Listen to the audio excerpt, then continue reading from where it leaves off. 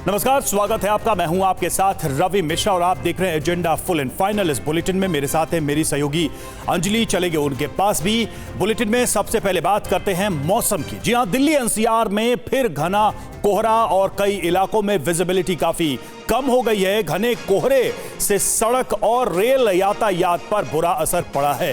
गाड़ियों की रफ्तार बिल्कुल सुस्त पड़ गई है। इस घने कोहरे की वजह से आज सुबह दिल्ली और एनसीआर की सड़कों पर कुछ भी नजर नहीं आ रहा था। हर तरफ कोहरे की मोटी चादर ही नजर आ रही थी। ये देखिए तस्वीरें हम आपको दिखा रहे हैं आज सुबह की अक्षरधाम और करनाल रोड पर किस तरह से घने कोहरे का साया था और इसकी वजह से यहां पर गाड़ियां रेंग कर चलती हुई नजर आई। डीएनडी से पुनीत शर्मा हमारे संवाददाता इस वक्त जुड़ चुके हैं, सीधे चलते हैं उनके पास। पुनीत, तस्वीरें दिखाइए, आज किस तरह की तस्वीरें निकल कर आई हैं इस कोहरे की दिल्ली एनसीआर में और कितना प्रभाव पड़ा है आज सुबह ट्रैफिक पर इस कोहरे का? बुधवार की सुबह कोहरे ने पूरी तरीके से कोहराम मचा लिया है। सुबह से ही ये शून्य विजिबिलिटी आपको नजर आएगी। सुबह के इस वक्त 7:40 हैं और गाड़ियां जो हैं वो हेडलाइट जलाकर चल रही हैं और हेडलाइट से भी उनकी जो लाइट्स हैं वो बिल्कुल भी नजर नहीं आ रही है। विजिबिलिटी पूरी तरीके से शून्य है। गाड़ियों की रफ्तार लगभग थम सी गई है और यही वजह है कि गाड़ियों के रफ्तार की कम होने की वजह से लोगों को अपनी मंजिल पर काफ़ी देर से पहुंचने में प्रॉब्लम हो रही है। हवाई यातायात और रेल यातायात पर भी कोहरे का असर पड़ रहा है और यही वजह है कि कई ट्रेनें काफ़ी घंटों की लेट से चल रही है, जबकि कई जो फ्लाइट है उनको डाइवर्ट किया गया और कई फ्लाइट्स को रद्द किया जा रहा है। फिलहाल सुबह जो दफ्तर जाने वाले लोग हैं वो लोग अपने घर से जब बाहर निकल रहे हैं तो इस तरीके का घना कोहरा देख रहे हैं। कई जगह से एक्सीडेंट्स की भी खबर आ रही है कि कोहरे के कारण कई गाड़ियां आपस में लड़ गई हैं। फिलहाल जो मौसम विभाग है उसका कहना था कि बुधवार की सुबह घना कोहरा पड़ेगा तो सामने साफ नजर आ रहा है कि विजिबिलिटी लगभग शून्य हो चुकी है और 8 बजे भी गाड़ियां हेडलाइट जला के चल रही हैं और देर तक ये कोहरा रहेगा। इसके अलावा दिन भर बुधवार को आसमान में काले बादल छाए रहेंगे और शाम को बारिश होने की भी संभावना है। बुधवार को ही कोहरा नहीं पड़ेगा, मौसम विभाग की माने तो 16 जनवरी को भी इसी तरीके से घना कोहरा का सामना लोगों को करना पड़ेगा। फिलहाल दिल्ली और एनसीआर में इतना ज्यादा कोहरा ये तीसरी या चौथी बार है जब पड़ रहा है और इसी वजह से जो गाड़ियां हैं वे बेहद कम रफ्तार में फिलहाल चल रही है। लोगों को इस कोहरे की वजह से काफी ज्यादा दिक्कत आ रही है। बिल्कुल पुनीत, आप तस्वीरें दिखा रहे हैं और आज सुबह से ही विजिबिलिटी जीरो है घने कोहरे की वजह से। ऐसे में बहुत सचेत और सतर्क रहने की जरूरत है, खासकर जब आप ड्राइविंग कर रहे हो। तो शुक्रिया आपका पुनीत पूरी जानकारी के लिए। अगली खबर का रुख कर रहे हैं। आज नेवी को मिलेंगे 2 एडवांस युद्धपोत, एक सबमरीन भी होगी नौसेना में शामिल। पीएम आज देश को समर्पित करेंगे युद्धपोत, ये जानकारी मिल रही है। नेवी क्षमताओं के लिए एक विशेष दिन, तो प्रधानमंत्री ने कहा है कि नेवी की क्षमताओं के लिए एक विशेष दिन निर्धारित होना चाहिए और ये भी जानकारी है कि आज एक सबमरीन भी नौसेना में शामिल होगी।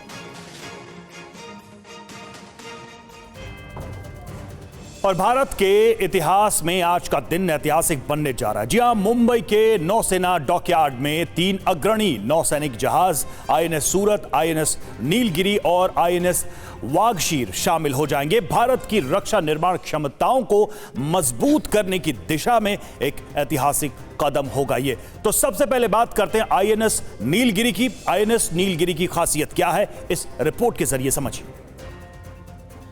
समुद्री डकैती और मर्चेंट शिपिंग पर ड्रोन हमलों को नाकाम करने के लिए आईएनएस नीलगिरी को तैयार किया गया है। आईएनएस नीलगिरी पर इस तरह की माउंटेन गन लगी हुई है जो कि दुश्मन के एयरक्राफ्ट, उसके ड्रोन्स को डिस्ट्रॉय कर सकती है, यानी कि समंदर में ये दुश्मन का काल बनकर उतरेगी। सबसे बड़ी बात यह है कि आईएनएस नीलगिरी का साल 2019 में जलावतरण यानी कि इसे लॉन्च किया गया था। नेक्स्ट जनरेशन स्टील्थ और गाइडेड मिसाइल से लैस ये डिस्ट्रॉयर हिंद महासागर में भारतीय नौसेना की ताकत को कई गुना बढ़ाएगा और हिंद महासागर में पाकिस्तान और चीन की चालबाजियों का जवाब देने के लिए भारतीय नौसेना ने इसे नीलगिरी को, आईएनएस नीलगिरी को, जो कि प्रोजेक्ट 17A के तहत बनाया गया है, उसे आज भारतीय नौसेना का हिस्सा बनाया गया है और अब ये इंडियन ओशन रेंज में उतरेगी और हमारी जो समुद्री सीमा है उसकी सुरक्षा करेगी। और अब आपको लेकर चलते हैं आईएनएस सूरत की तरफ। ये मौजूदा समय के हिसाब से भारत के लिए कितना जरूरी है ये जान लीजिए। तो ये पूरी जानकारी आपको हम दे रहे हैं। आईएनएस सूरत भारतीय नौसेना का बेहद खतरनाक जंगी जहाज है। इसे भारतीय नौसेना के बेड़े में शामिल किया गया है।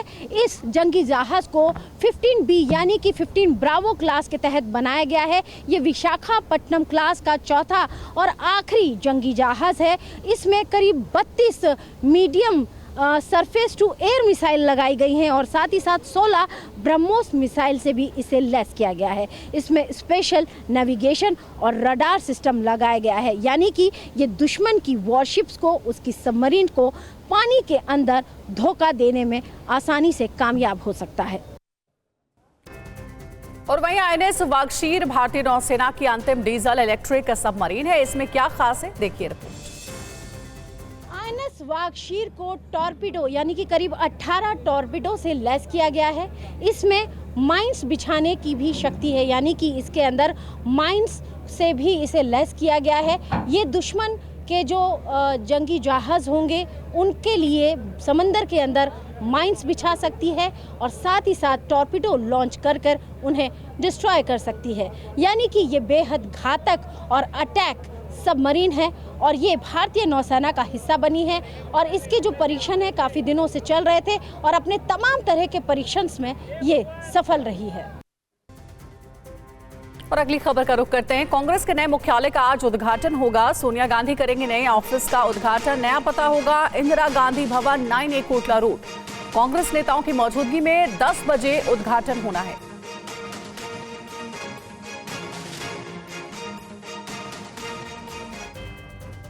और 24 अकबर रोड कांग्रेस पार्टी का दफ्तर करीब 46 साल बाद ये पता आज से बदल जाएगा। नया पता क्या है? नया पता इंदिरा गांधी भवन 9A कोटला रोड होगा और कांग्रेस अध्यक्ष मल्लिकार्जुन खड़गे, सोनिया गांधी, राहुल गांधी समेत पार्टी के 400 से ज्यादा नेताओं की मौजूदगी में सुबह 10 बजे इसका उद्घाटन होगा।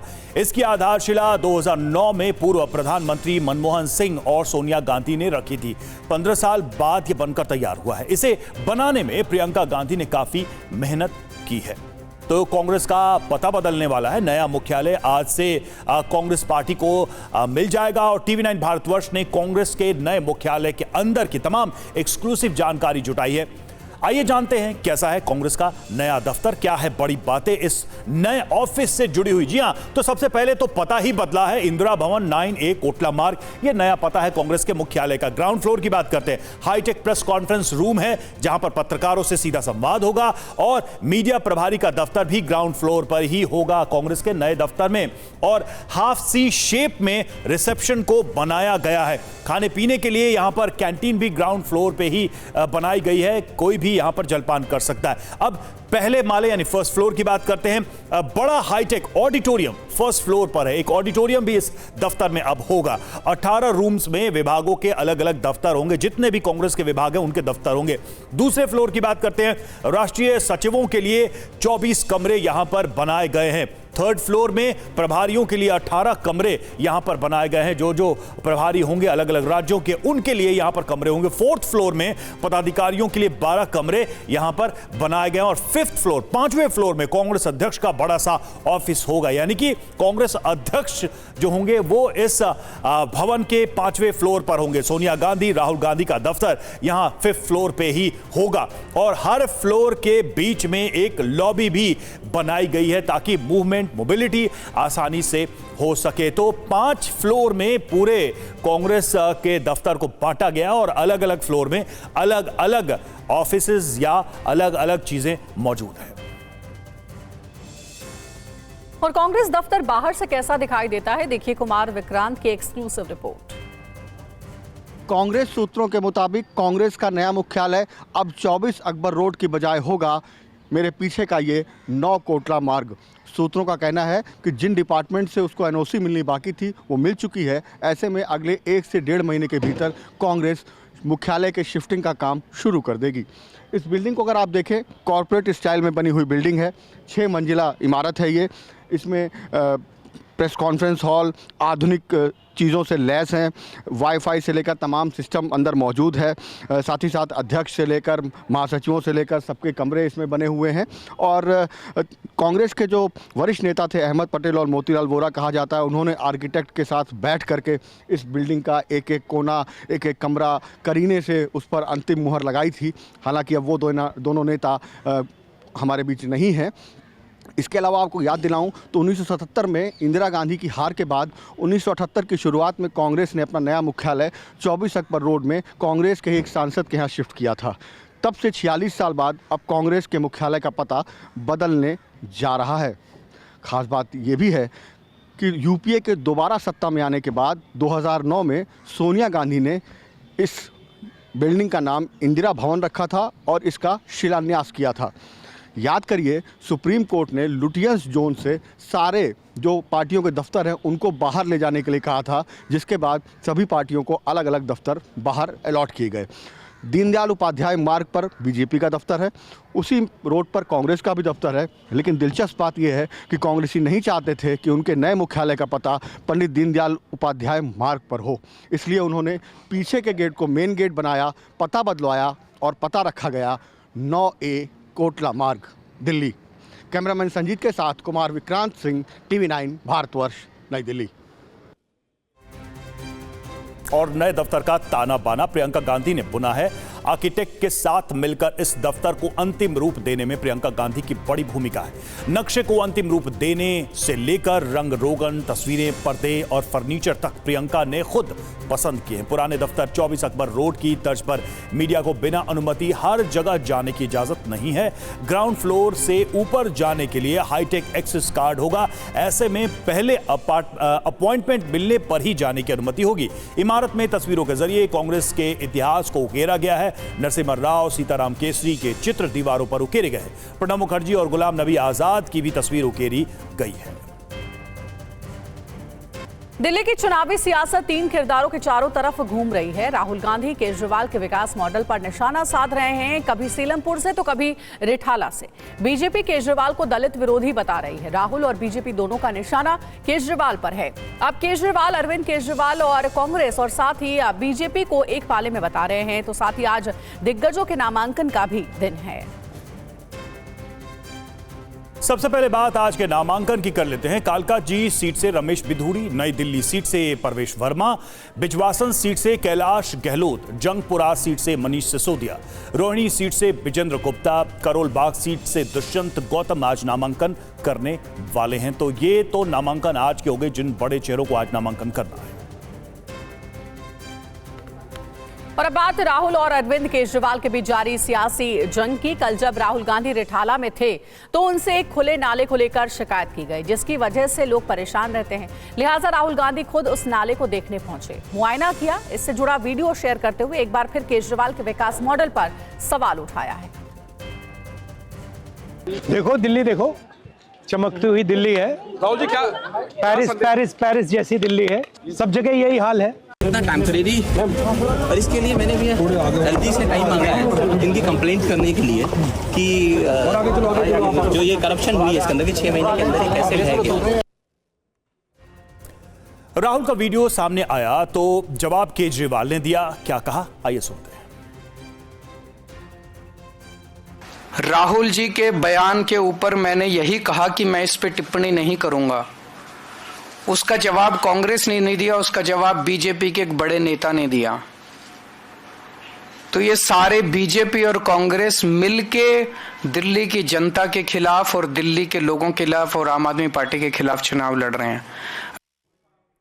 कांग्रेस और अरविंद केजरीवाल के रिश्ते कभी सहज होते हैं तो कभी असहज। साल 2011 में अरविंद ने यूपीए सरकार के खिलाफ अन्ना आंदोलन खड़ा किया था। साल 2013 में कांग्रेस का समर्थन मिला तो पहली बार दिल्ली में आप की सरकार बनी। साल 2014 में कांग्रेस का आप सरकार से समर्थन वापस हुआ। साल 2024 में इंडिया ब्लॉक के तहत फिर दोनों साथ आ गए और इसी साल हरियाणा चुनाव में दोनों अलग अलग चुनाव लड़े। साल 2025 के दिल्ली चुनाव में एक दूसरे के खिलाफ तल्खी बढ़ती जा रही है। और अब बात बीजेपी की कर लेते हैं। बीजेपी अरविंद केजरीवाल के खिलाफ दलित विरोधी होने का आरोप लगा रही है। दिल्ली में वाल्मीकि मंदिर के 44 वोट काटने की एप्लीकेशन अरविंद केजरीवाल देता है। उन्हें दलित भाई बहनों को जो 22 साल से वहाँ रह रहे हैं, पिछले 22 साल से वो वहाँ रह रहे हैं, उनके वोट काटने की एप्लीकेशन देता है, लेकिन बगल में खड़ी दरगाह के 60 वोट उसको दिखाई नहीं देते, उनके बारे में एक शब्द नहीं बोलता। उसी तरह से एक ही कॉलोनी में एक ही एड्रेस पर 250 वोट, और मकान नंबर क्या है? 0, मकान नंबर 0, रैन बसेरा, एक ही रैन बसेरा, एक रैन बसेरे में 15 आदमी नहीं रह पाते, मकान नंबर 0 लिखा हुआ है, बना दिए 250 वोट। तो बीजेपी ने दलित विरोधी बताया तो केजरीवाल ने बीजेपी को गरीब विरोधी बताने की कोशिश की। केजरीवाल ने पलटवार किया, कहा भारतीय जनता पार्टी गरीबों की दुश्मन है, बीजेपी को बस गरीबों के वोट चाहिए, वोट मिलते ही लोगों का घर उजाड़ा। गाजियाबाद में बीजेपी ने यही किया था, दिल्ली में भी बीजेपी की यही मंशा है, गलती से भी बीजेपी को वोट मत देना। तो देखिए केजरीवाल का ये बीजेपी पर पलटवार है।